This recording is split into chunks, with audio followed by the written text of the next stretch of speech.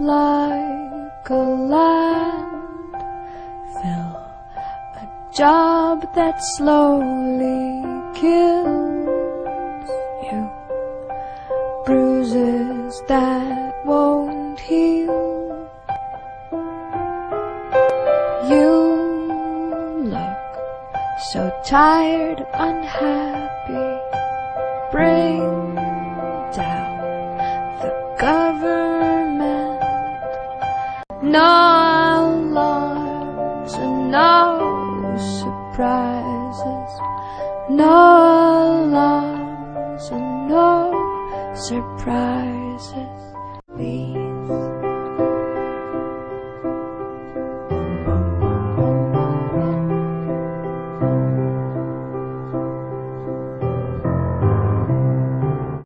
I remember when I was young and school was an exciting time for me. Whether it was going to recess or the state fair, or spending the night with my 5th grade class at camp, I knew I was getting a well-rounded education. Now I look back at the schools that I once loved, and everything is changing. Programs that made me who I am today are no longer there, and kids are struggling everywhere. If this is how our standards are today, how is it going to be in 5 to 10 years? Aren't we supposed to want better for our children? Because at this rate, we can kiss that wish goodbye. When you've got no one to tell them to, it's true.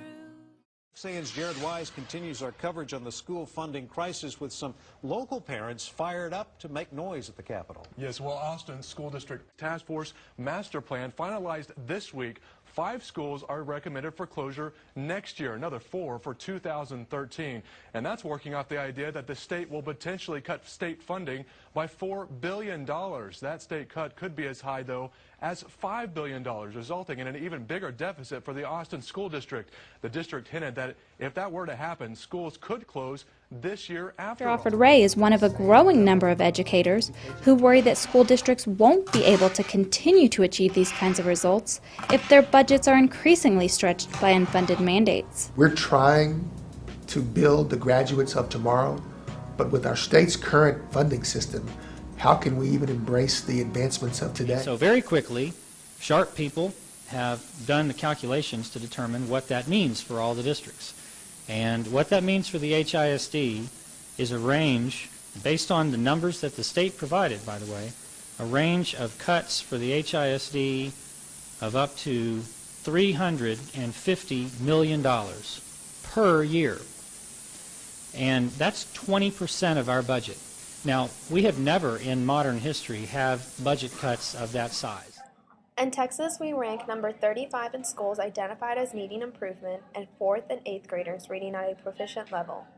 In SAT scores, we rank number 46 in math, and in verbal we rank a whopping 49th out of 50 states.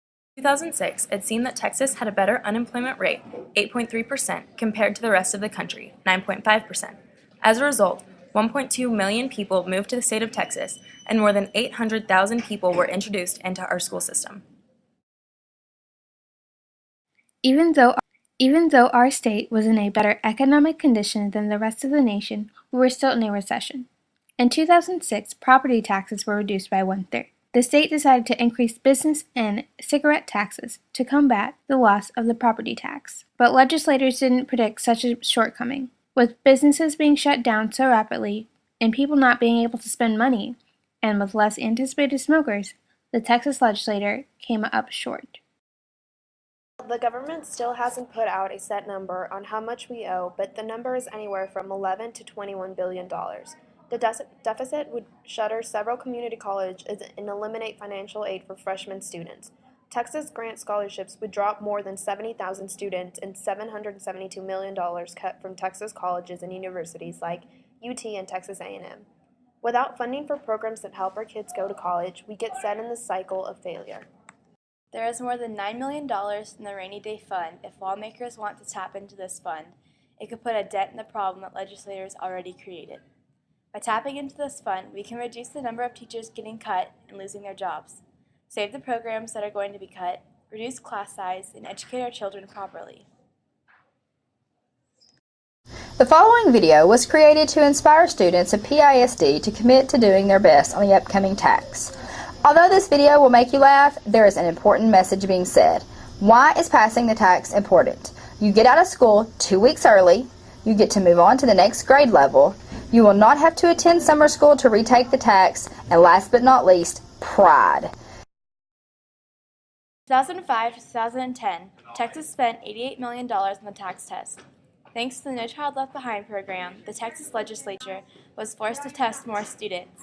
In addition, programs implemented to help students pass the tax test and other incentive programs like schools sponsoring field trips, vacations, and weeks off from school bumped the spending of the tax test program to $96 million, and the lengths we go to get kids to pass the test is really ridiculous.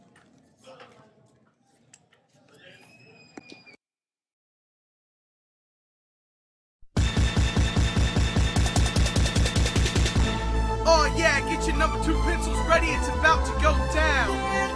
Everybody in this place sit down and hit the desk. But don't forget to fill in the bubbles on the test. We running this, let's go. I'm taking tax.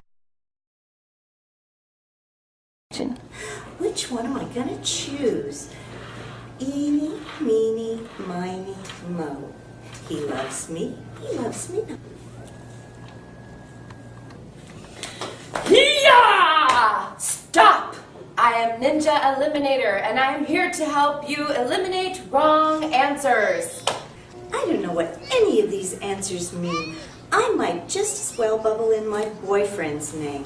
After all, he is my lucky charm.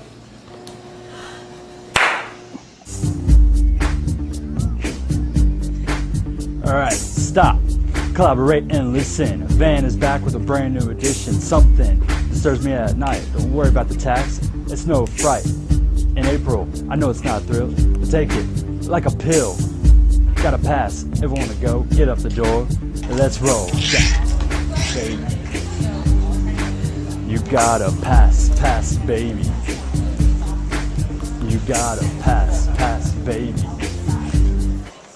Maybe if we stopped teaching to the test and actually letting kids learn, we could stop all this unnecessary funding and get back to what school should really be about, learning. Schools are so concerned about how they look in the ratings that they stop educating and start regulating the kids, which makes the kids less inclined to learn. And as you can tell by our ratings, the system in which we are working isn't working.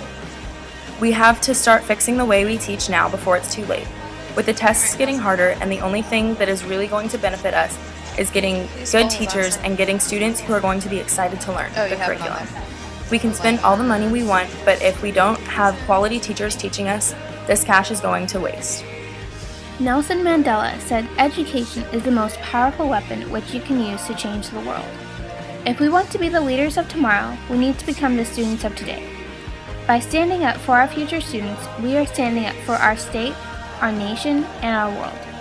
So let's stop to put the children ahead, because there's only one way to solve education, and that is to think about the schools first. So let's slow down and figure out possible solutions to our education before it's too late.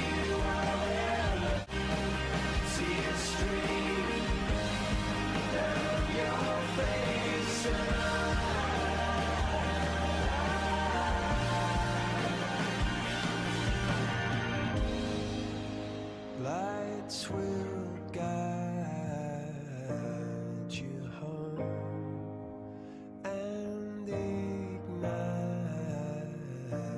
your bones, and I will try